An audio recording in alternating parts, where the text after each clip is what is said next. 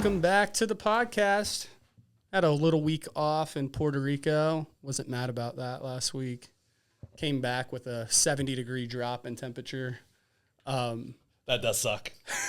It was kind of brutal. I was like really building up the walk through the parking garage. I was like, this is going to be horrible because I didn't pack my coat for it. It's like literally it's 300 feet. It's okay. Yeah, I mean, you get on a plane and it's 85 degrees outside and you come back and it's snowing and freezing cold and it's unseasonably kind of nasty too. And it was perfect there. We had a good week. But those weeks too, I mean, I've had probably the most productive week I've had. I've got a month of work. I've got a month of work done this week. Seriously. Really? Yeah. A month of work done. Someone's got all my stuff. Like, we're going to get the roof fixed. You might see that dripping. So if you guys are hearing this, got all my insurance stuff and my guys, teed up. We just need our little window of weather. Wrapped up all my level 3 stuff. Took a test to renew my training license. Trying to think of another big thing. I got a lot of big block things that needed done. But the time away gave you the opportunity to do it. Yes. Yeah. And just come back mentally sharp and not just kind of grinding through the day. So. Well, and I think that's why what we try to talk about on here too is life is just such a mental game, that if you can figure out how to be the most productive and have the breaks that you need. And I think people just in the U.S. don't travel as much like in Europe or other countries. It's just not part of their regimen. But I started noticing when we would go away and come back, even though we ate and drank more, I kind of feel like I'm in better shape, able to push these workouts more. I'm not as tired because just that constant drip of stress, it really just starts to wear on you, I feel like. Well, it's interesting. I was in Europe this summer with my son for the first time. It's my first time over there, and we were staying in line to go into a store to buy a hairbrush, which was crazy. It was a 2-hour wait to buy a hairbrush. Wow. I won't get into that. Is that a special hairbrush? But I was talking to this lady behind me. It was from Australia, and she was forced. She had so much time off, they forced her to use it. She was taking a 6-week vacation. Wow. And it's common. That's the problem with you Americans. You don't take enough time off. Right. Well, I've heard that from people over there. So we've been to Europe a couple of times. And taking a month is very standard. Yeah, all the people we're running into, they're we have we're there for a week. Right. Yeah. We're why did you fly over here for a week? Yeah, they're like, oh yeah, we've got somewhere usually between 3 to 6 weeks is what they're doing, and they're traveling to multiple countries, not trying to get too much done in a day. Right. Chilling out, and I'm like, okay, it's pretty cool. Well, and if you think about it, I mean, and I don't know what the stats are on this, but I just know our mental health is declining.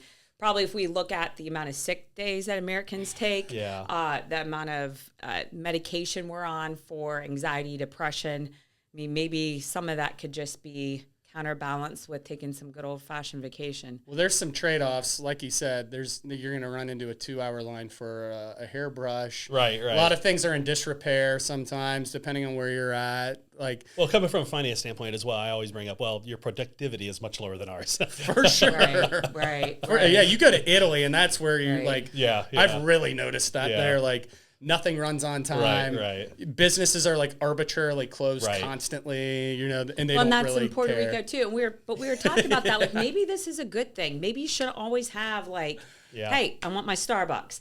Hey, this coffee shop. I mean, we were so excited when the coffee shop was open on Thanksgiving. I'm like, it's a miracle because the coffee we make in our place is, and we just have kind of a basic. It's not no frills sort of condo. Yeah, place. you got your Folgers. And we just got we got a coffee mate and but we can walk down the hill to go to this coffee shop and maybe that's how things kind of should be a little bit more where mom and pop. What is productivity? And I've been thinking about that a lot lately with all the devices we have, like Apple Watch, Whoop.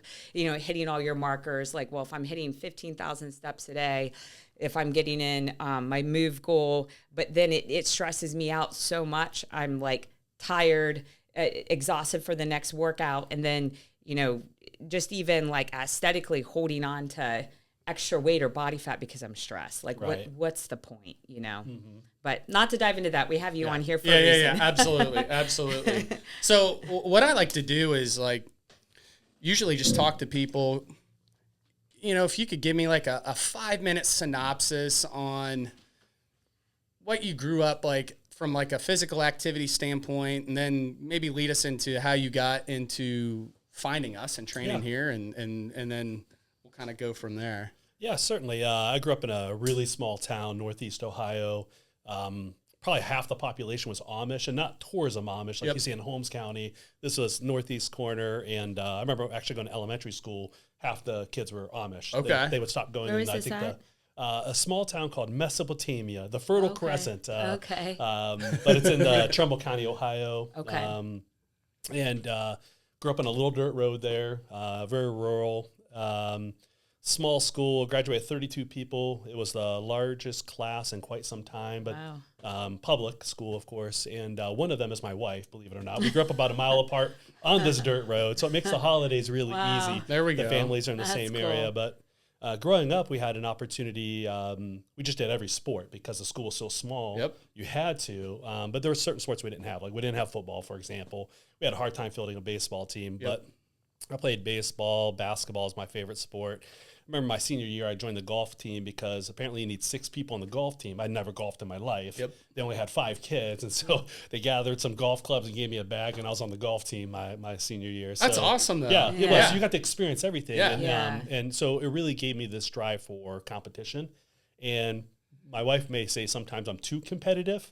I remember probably we were about 20 years old, and we were playing a little game of basketball, the two of us at the park, and I was backing her down. I drop stepped and brought my elbow high and got her in the face. She walked off the court, and we were done. We don't play basketball together anymore. So, but that was my drive. I love competition. I hated losing, and for me, I'm a real big negative response person. And as a quick sidebar, it's fascinating to me. My kids are not. They can't stand negative response. They're really big in like. And I think this is more healthy to have positive reinforcement. Right. And so it really, is a struggle for me to learn how to parent differently from how I like to be. But anyways, that's one of the things I love about this gym is I can tell the coaches like, hey, you know what, that's not going to work for me. But if you will be hard on me. Dan's a lot like that. Yeah. I mean, I'm just. That's why I like Dan. I love Dan. Yeah. And if he's in a workout and just killing, I'm like, what did you say to yourself? He's like, I was just calling myself a little bitch the whole time. Right. Don't be a bitch. I'm like, oh, that's motivating. Okay, if that gets you going. It does. That's what fires me up. But then, I came down to college at Ohio Wesleyan. It's a small liberal arts school in Delaware, Ohio, and ended up through a fraternity brother getting a job right around the corner from here at a place that I still work to this day. Started there January 15th to be 27 years. Wow. Something like that. So you don't hear that anymore. So it's the only place I've ever worked. And then, how old are you? I am, let me think about this. I think I'm 48. Yeah, 48. Okay. I'm pretty sure I'm 48. I got to think about that for a second. So you graduated in 96? 99. From high school. Oh, I'm sorry. High school is 95. Sorry. 99 college, 95 high school. Yeah, sorry. So I graduated in 99. I'm like, wait, I'm not 48. And so fast forward a few years, there's a guy that I work with who's actually my business partner now. He lived in Clintonville and started going. He was a big athlete as well, real big competitor. And he's like, hey, I started doing this thing called CrossFit. You will love it. You're going to absolutely admire it and be motivated by it. And I was struggling because I just hated working out by myself at home and bought all the equipment, just lacked motivation. Sure. And partly, I think growing up playing so many team sports, working out by yourself really didn't bring me the joy that working out in a group of people by myself brings me. He told me about CrossFit, and he's like, he went to Clintonville CrossFit. Yep. And then I started searching around. I walked in the old place, and I'm like, oh, this is for me when I saw all the people and the energy. And I just fell in love with it after that. And I like it because you can come in and you don't have to think. My only commitment is just to show up. Yeah. That's the only thing I have to do. So there are times where emotionally I might not want to work out. And I don't have to tell myself, you got to go put in, 1,500 calories of energy. I just have to show up. Yep. So that gives you a little background, kind of from where I'm coming from, I guess. But that makes sense. The other thing I'll mention really quickly, one of the things I really, really love about working out and how I've incorporated into my day, we were talking about stress earlier. I really try to work out before I go home because I'm at work. I usually get to work around 5:30 at the latest. I'm sometimes a little earlier, but around 5:30, and I get a lot done during the day, and I try to always come to the 3:30 class. It's my favorite class. Yep. And what time do you get up? Usually, I set my alarm for 4:30. This might be part of the reason why you need so much coffee. What time do you go to bed? Well, let's reverse engineer. Yeah, this is the problem. So we can get into go to bed at 7:30. No, I wish. So we'll have to talk about my personal habits. Yeah. Get another sidebar. Right. As I've gotten older, I'm needing to commit to a different lifestyle that I've not wanted to commit to yet. We can kind of unfold that a little bit. But no, on a good day, last night was 11:30. Wow. On a good day, my goal is to get in bed at 10:30, but just phase of life. There's the root. I have a son, it's a freshman in college, a daughter, it's a freshman in high school, and then I have a fourth grader, and just very active lives. Right. So it's they're hard. probably out playing sports, get home. And That's right. That's exactly right. Yeah. So it is hard to kind of get to bed early enough. I'll tell you what, your energy level, though, it isn't. I've kind of known that was your schedule for a while, just having known you for years here, and your energy never seems to be like really lacking though. Oh, thank you. Yeah. I never see you dragging ass. I'll see you like ripping a 5K row to warm up before a class. Right. And I'm like, okay, like that's, like you can, seems like you do run okay on maybe suboptimal things sometimes, but do you ever just crash? No. Okay. No, I don't. But I do realize, again, this is kind of as I've gotten closer to 50 and thinking about the future. And in the work I do, I spend a lot of time talking about money, but we actually talk about future, preferred future. Money's typically a funding vehicle for that. Right. But like, what's the purpose of having money if you're dead at 60, right? And so that's where I've started to change my mindset of like, okay, well, you have to start sleeping, even though you don't think you need it. You have to start sleeping because it's the end of life, and the end of life, you want it to be quality. You don't want it to be bad. Right. You don't want it to be like some big event. Right. But that's again the thing I was kind of talking about. Is why I love 3:30 class so much. It gives me my time to decompress my workday away before I go home to my family. I like that. Flush it out. That's exactly right. And so sometimes I can do that 5K because I just had a shitty day, and I need to get in there. And actually, it's funny. So John Scherner, another member here, he always likes to joke with me. He says, Jason, for a guy that does numbers so much, you are horrible at counting. Because when I come here, I don't think. I just want to go. And I just want to. And sometimes when I am thinking, I'm not thinking about the workout. I'm thinking about like what I need to get out of my system so I go home. And I'm very happy. I never take stress home. And I actually don't think I really have a lot of stress, and I attribute that to working out. Kind of getting out of my system every day. That's a good way to, because I'm sure if you miss your workout or you have to head straight home, you'll feel off in that way. I know I do. Even like yesterday, I didn't do much.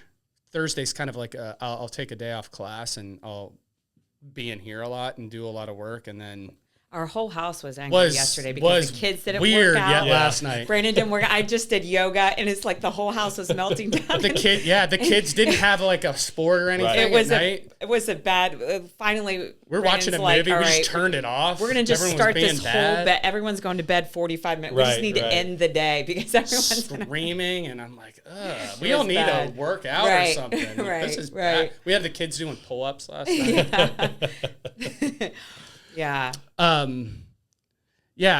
So I want to kind of get back to like CrossFit a bit, like, and what that does, because as I've gotten older, like I definitely have like performance metrics and things that I like.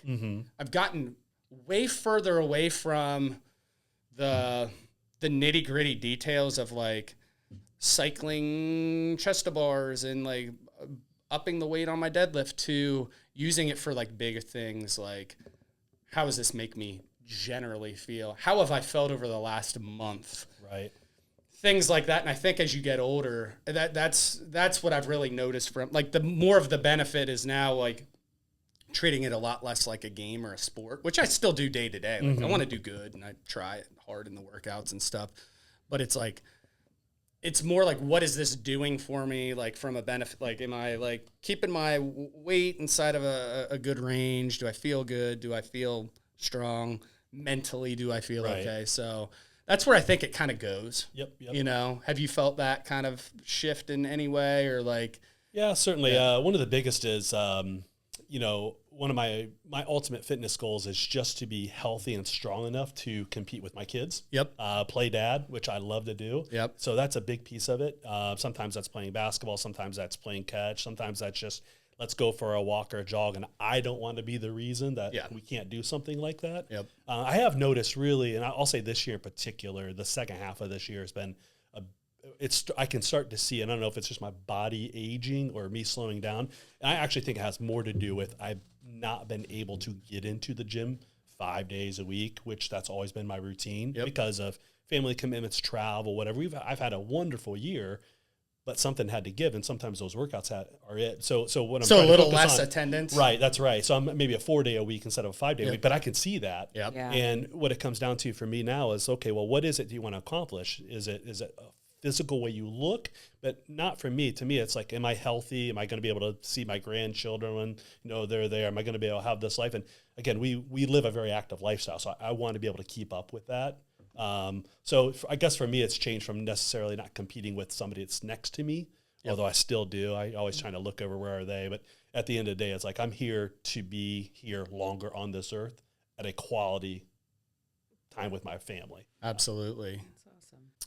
All right, so getting back into just talking about longevity, you're talking about you want to be healthy for the long term, and so you're a financial advisor and you're a partner in a company that helps people just generally get set up for their future and the way they want to live their life, and you guys help strategize that type of stuff. So, when it comes to like fitness, finances, we have a lot of, I think our average member, and people might be surprised because they think it's younger than this. I think it's 33 or 4, which isn't old by any means. But I really think that's a time where people oftentimes haven't thought much about retirement yet, but that's where it's probably a good time to really get on it if you haven't been thinking about it too much. And I don't know. So when you think about setting up like your life and your goals, like what are some of the things that like if you were sitting down with me that we would like look at? Or like what age do you recommend people start putting away for retirement? Like in maybe if we could even go in blocks, like in your 20s, what should you be looking at? Right. So I'm a little surprised you said 33. I would have guessed a little bit younger, but one of the things I actually really, really enjoy about the gym is the class I come to tends to be a little bit younger, which is a motivator for me. And a couple of times I've come to later classes, I'm like, oh, okay, this is more my age. So you can just see these people work, these people are in college, and these people have flexible schedules. But I'll go back and kind of talk a little bit like our company philosophy. It's lifestyle and legacy choices by design. So again, we can plan out everything. I always like to tell people, specifically when they're younger, and this is something that I did, start saving as early as you can because you don't have any money. You're not going to miss it. So start to save. And generally, if you look at, say, the decades, in your 20, 22, 23, getting your first job, at a bare minimum, you want to save. If you're working for a company, they have a kind of a retirement plan. There's some sort of match. At a bare minimum. The match is like the first, right? That's right. Yeah. So whether that's 3% and we or 5%. have that, trainers, if you're listening. Not a lot of people utilize that. Not half of them do it. And I'm like, hey, that's disappointing. Call me. Yeah. So I worked at Lifetime Fitness for 13 years before I went off on my own. And I was a manager, and I had this guy on my team, and he trusted no one. Right. And his name was Yuri. And I had every meeting. He's a Russian guy, right? Yeah, he was a Russian guy. Every couple times a year when this would come around, I'm like, you should really do this 401k. I mean, you're 15 years older than me. I've been doing it for free money. 8 years. He's like, what do you get out of this? How much do you take? I'm like, nothing. This is not I see none of this. I just think like you probably are going to want to do something in 20 years and you're going to be like, still trying to work the same job when you're 85. Take advantage of it. Yeah. So okay. So the 401k where they match if you so that's kind of a bare minimum. Yeah. But I like to tell people, hey, 10% should be your goal. And if you want to talk about long-term strategy, I always tell people 15 to 20%, that should be your target. But when you're in your 20s, if you're saving 10%, you're going to be okay. Save 10% with the mindset of like every time I get a raise, I'm going to save half my raise. So if I get a 3% raise, I can spend 1.5% more, but I'm going to increase my 401k by 1% or 2%. So if I can get them at 10% and increasing every year by 1%, you won't miss it. And this is one of our first fights when we got together, because Brandon I had been working for a while. You had just started owning you and Graham had just opened up the CrossFit gym. You weren't making a ton of money, but I'm like, listen, you got to start just even $300 a month. Yeah. And he did it. And like you said, like, I don't think he really missed it much because they were growing and that was just already out. But I think it adds up. So correct. So that started it like in a really just starting to do that. And then I was like, okay, this is just what I do now. You don't miss it if you just send it away. Exactly. And then and just increase that. Like every time I could, take a little bit more money out of the company. Like when I was growing everything, it was like, we just do that. And that was how we just saved all the money to buy a house. That's well, the other thing I'll mention, and this is probably one of the big things that young people do incorrectly, is you have to be careful of debt.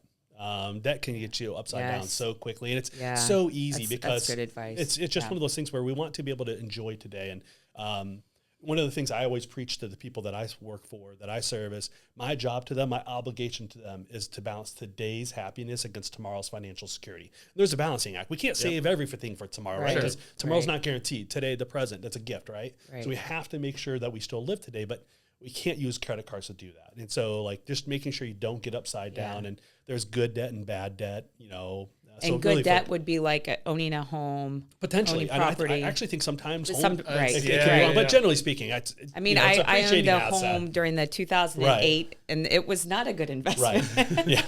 Well, I in fact just lost money. I mean, but I bought it in 2004, and then couldn't even get like $20,000 less in 2008 for it. So I mean, that's a good point. Well, you hit the nail on the head, because a lot of times young people say we should.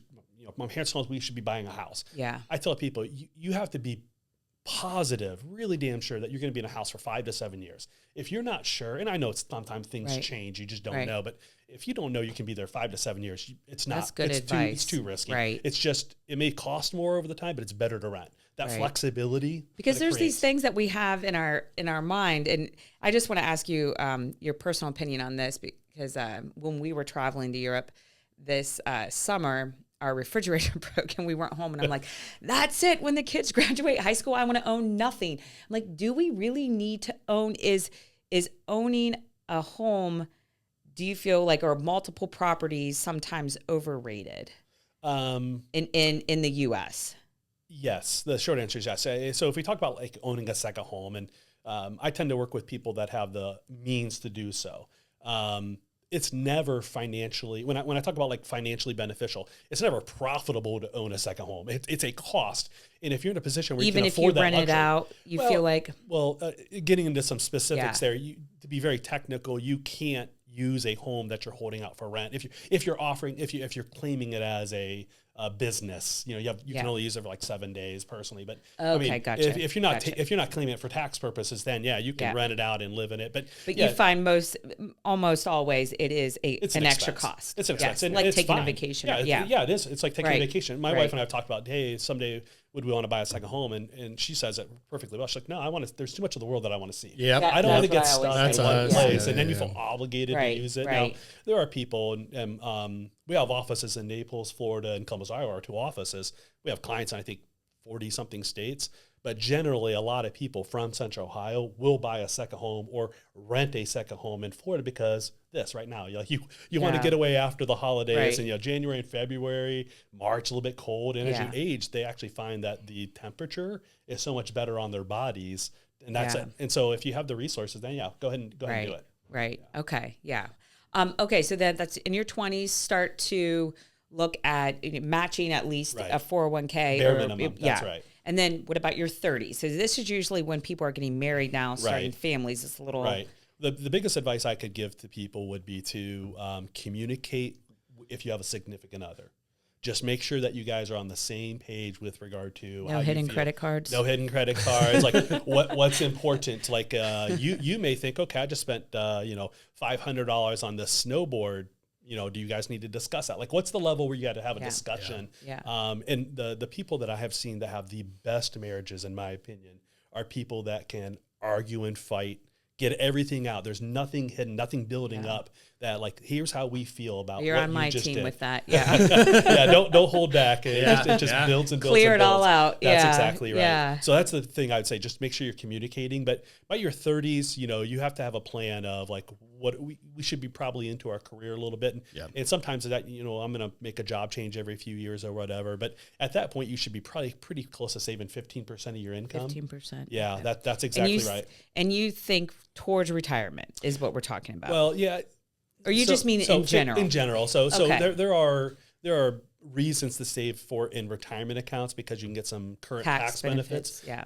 But the downside to that's access, right? Right. So you can't get to that a lot of times till you're retired or, age 59. This is always kind of the conversation Right. I'm having with our financial advisor. Yep. Like, Yep. cool. I think we're good for 60, 65. What if we have an opportunity at 55, probably 58, because that's when our daughter will graduate, at least for me. But, I want to have a fund to bridge until then. So you think just in general, now maybe you're starting to diversify a little? Yep, that's exactly right. So specifically being business owners as well, you sometimes need to have a higher amount of liquidity than someone that's working a W-2 job, that's working in corporate America. So again, and then what do you recommend then? Is it like 6 months of income to have access to? So I like to tell people in their 20s, I actually tell them, I want 6 months of expenses. Okay. 6 months of expenses saved. Like the makes number one sense. goal, but you hit your minimum to get your employer match, and then you want 6 months of expenses saved in a money market. Your mortgage, whatever it is, your rent, everything. And then by the time you're 30s, I want to see that to be a 1 year. I want 1 year of cushion. And that you have immediate access that's to. exactly So it's right. not in a 401k. Right. If you lose your job, how long will it take you to recover from that? And generally speaking, you're talking 4 to 6 months minimum. But again, if you had a year's worth of expenses, not income, expenses, setting to the side, that gives you a little bit of flexibility and freedom. Yeah. And for business owners, I mean, we were discussing this right before we started. That was really important for me because I love travel, is having this account and this fund that no matter, like, we put away enough that even if we go through a couple slow months, both of us, that we're okay. But that fund kept building up. And then I'm like, okay, well, this will be our bridge to our retirement. Then at 40, we got kicked out of our building over here. And then we had the opportunity to buy this, which is super scary because it, took that fund to zero. Right. But it gives you opportunities. So if you have your own business, it just opens up more doors. So that's why I see, like you're talking about, like a vehicle, using money as a vehicle. I see it for freedom and more options. So you just don't know what's down the road. And I think, we kind of tend to be like, oh, well, we don't need that right now, but you don't know. Right. That's right. You just don't I know. like to tell people money doesn't buy happiness. That's what you always hear. Money does not buy happiness. Correct. Money buys choices. The people that have more choices tend to be happier. So, right. We talk about diversification. You talk about diversification of investments. What you're talking about is very important as well. It's diversification of types of money. So sometimes having too much in retirement, you can't access it. Right. And you need to be able to access it. And so when I talk about investing, I kind of talk generally. So say 15% of your income. If that's in your retirement plan, that's great. If 10% is in your retirement plan and 5% outside of that, that's fine too. You can invest in other vehicles. You can have a brokerage account or what have you. It's just a tax treatment of it's a little bit different. Yeah. Do you find that you're pretty aggressive in investing personally? Yes. So one of the things that comes up a lot in my line of work is people think that we want to force them on a budget. I don't budget. To me, it's you have to balance things, right? And we always like kind of joke in the office, don't let perfection get in the way of progress. So I don't need you to be perfect. I just need you to make progress toward this goal. And sometimes people see perfection as overwhelming and they can't start.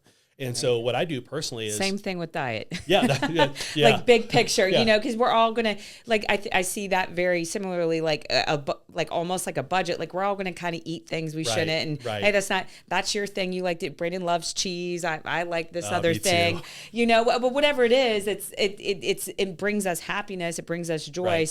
Have that, same thing with the way people spend money. Each person is so individualized. That's right. The parallels between investing and fitness to me are it's fascinating. We could talk about that for hours and hours. But you are right, because that's another thing I explain to people is this is a judgment-free zone. I'm not judging where you're spending money.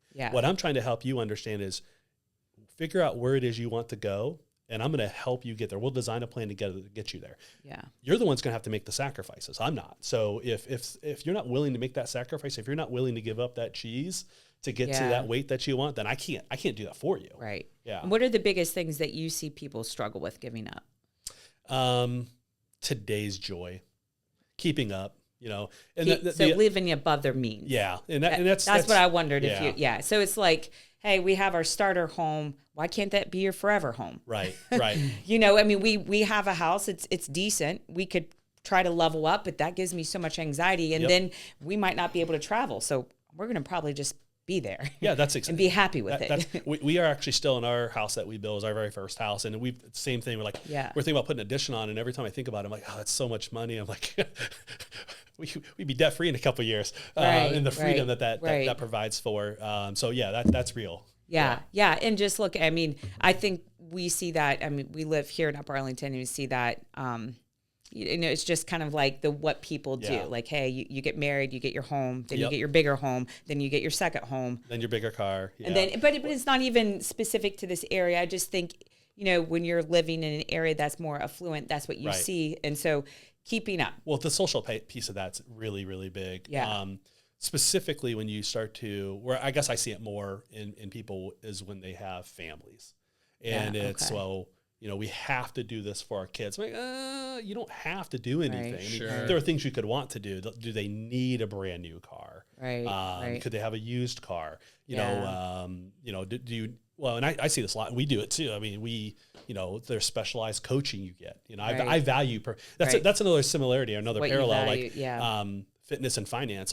You can achieve your goals more quickly by hiring professionals. Yep. Whether it is you go to a gym, you hire somebody like us, they'll help you get to your goals faster. It doesn't mean you can't get there without them, but you can get there a lot faster. Well, and that's where it becomes so personal. So if you're going to spend more money, and your kids probably see that you are valuing them by spending that extra time with them and getting that extra coaching, where I do that in a lot of self-care. Like, people are always joking with me, like, I have all these kind of healers, but I took my son to see one of my healers yesterday, and then Brandon saw her the day before, and I'm like, whoa, we spent $350 in 2 days. But that is so important to me, because to be feel good mentally, emotionally, and that is very important, for our family. And I think that helps guard you against like illness and you pay for it an hour later. Yes. Right. Yeah. Right. So, that goes back to what I was saying earlier. Like, I can't put values on the things that you value. Yeah.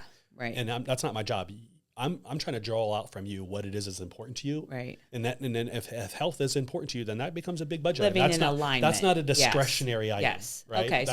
That's how we do it. Yeah. Okay. So kind of setting goals, based on your values and having everything aligned. Correct. That's right.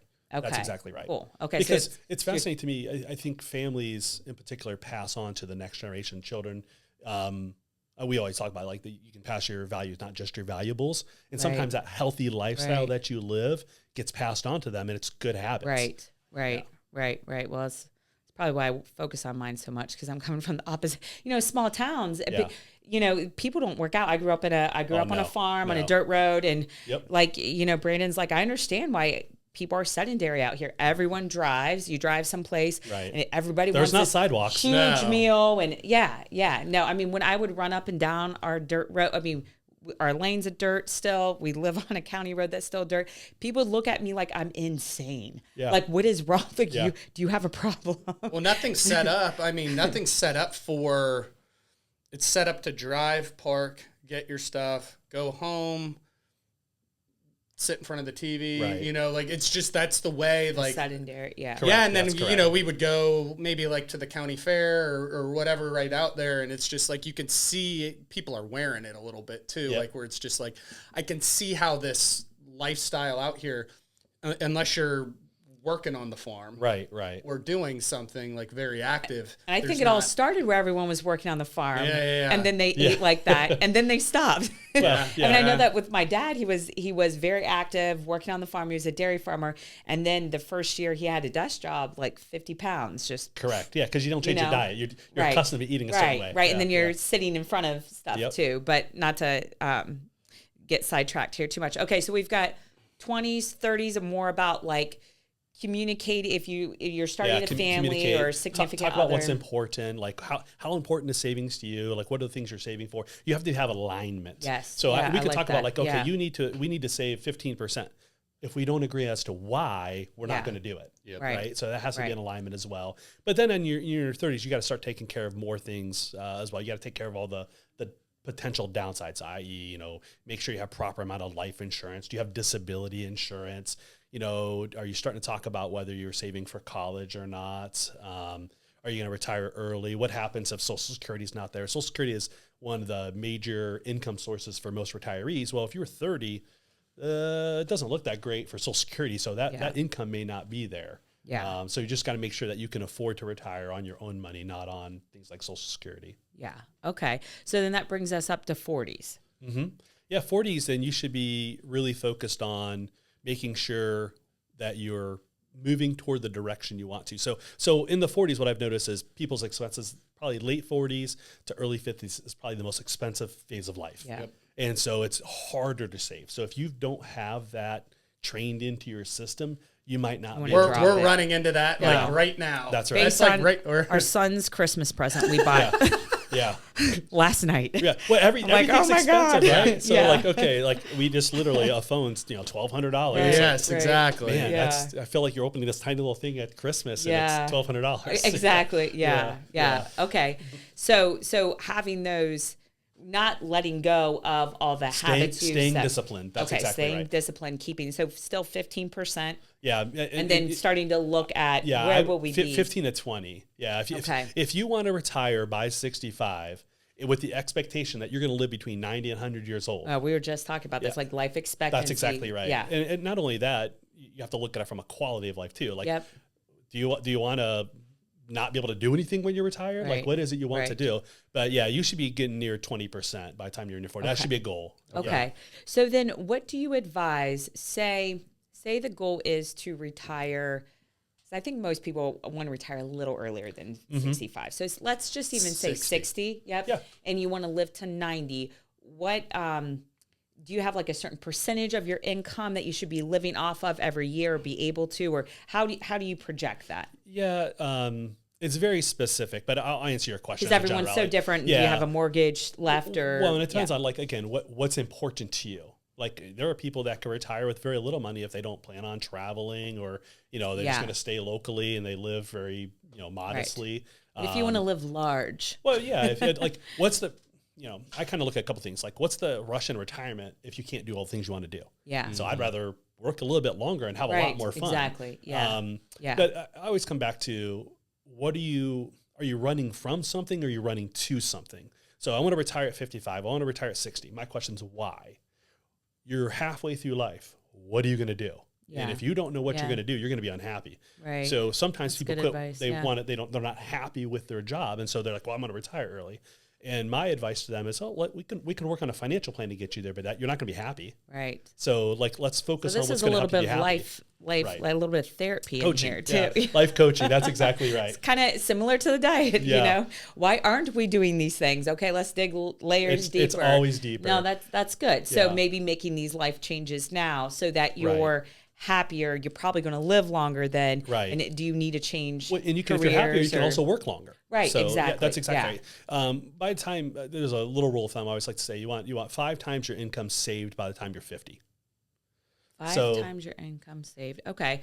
So let's just make it easy numbers. Let's say you're making $200,000. So then you want $1 million. $1 million. Yeah. If you got $1 million, generally speaking, if you got $1 million saved by the time you're 50, you're easy on a to pretty wrap good. your head around. Yeah, that's exactly right. And then because your high savings years tend to be your last 3, 5, 8 years of working. Yeah. So when people retire early, that's typically the biggest hang up is like they're getting up those high income years where their expenses actually start to decline. Right. Whether kids are out or they've paid off their debt or what have you. Those are their profitable years. So, and then I'm just going to kind of, I know we got to wrap up here soon, but the one thing I will kind of argue with on the other side of that is that's usually when, if people start to work longer, that's usually when they're starting to really, the stress is built up throughout their life and it's hard for them to walk away or step away because they're making so much. That's right. Yeah. Because they built their life into that income level. Right. But if you're saving 20%, you can take that step back. Right. Yeah. And then well, hey, we could have this and we could have that. Right. But then now freedom is a commodity. Correct. And less stress. And that's exactly right. So there's a cost to that freedom, that flexibility. Right. That's right. Yeah. Right. Well, this was really helpful for me to wrap my head around. I really appreciate that. We got to talk about growing up on dirt roads. Yeah, I know. This is one we could do like a Joe Rogan 3-hour one right here. Yeah, we just get all the caffeine. Oh, get your 4 cups of coffee lined up. Oh, that's right. We'll start it real early next time. Yeah. No, this was great, man. I honestly, this could be one. If you're down, maybe in a year, revisit it. I'd love to. It'd be great to do it annually too. Yeah. I think just that financial around this kind time of is really good because goal setting. Everyone does goal setting, right? Yeah. I'm guessing gym membership shoots up in January. Yeah, exactly. People want to have more meetings in January. Well, and this is when expenses, I feel like, Are for the the most, year are the highest. So people are buying presents, and a lot in our community, they're looking at trips they're taking over the winter. Right. So you're just kind of budgeting then you're thinking of your next year and budgeting. So it's a lot of okay, how do we view this? And we were just having a conversation this morning, and we try to keep a reserve and savings. I'm like, well, this is stupid to keep this at exactly this number and have $5,000 sitting on a credit card. So I'm just going to let that dip down, pay that off. That's correct. And it's just, it's kind of like wrapping your head around, seeing that a little lower to, and just kind of what to always focus on. Right. Well, thank you very much. Yeah. Thank you, Jason. Glad, Appreciate it. It's been